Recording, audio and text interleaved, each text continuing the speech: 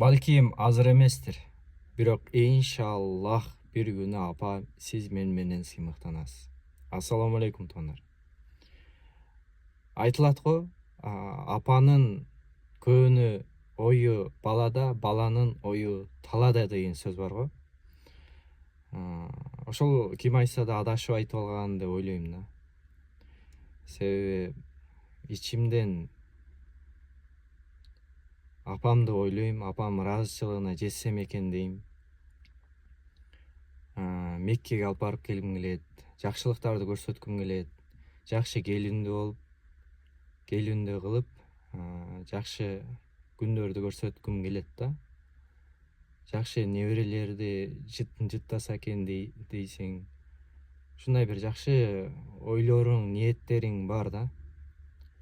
Сыймыктанган уул бала болсо экен депчи. Кичине болсо да белек алып алдым. Бүгүн апам туулган күнү экен. 53-кө чыкты. Айтат го, элдин адамдары умрага алып барып атат, а мен сизге көйнөк да болсо алып бере албай атам депчи. Бирок убакыт келет иншалла. Убакыт келет, жакшы күндөр алдыда. Жакшы күндөрдү көрсөтө турган күндөр да калдыда иншалла. Эмне дегим келет? Эгер апалар, аталар көрүп аткан болсо, сиздер уулуңуздар же кызыңыздар болсо дагы көксөгөн ичинде бир жакшы бир ниеттери бар, ыраазычылыгыңыздарды алсам экен дегенчи. Ошого кээде келишпестик болуп калса, түшүнбөстүк болуп калса, бул бала жакшы эмес чоңоюп калды деп чанып кетпеңиздер, суранычы.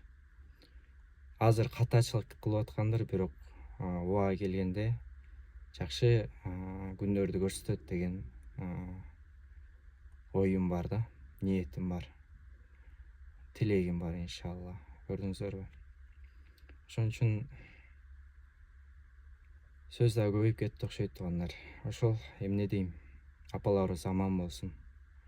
Ден соолуктары чың болсун, өмүрлөрү узун болсун. Биздин көп жакшылыктарыбызды көргөн болсун. Тынч болуңуздар туугандар. Ассаламу алейкум.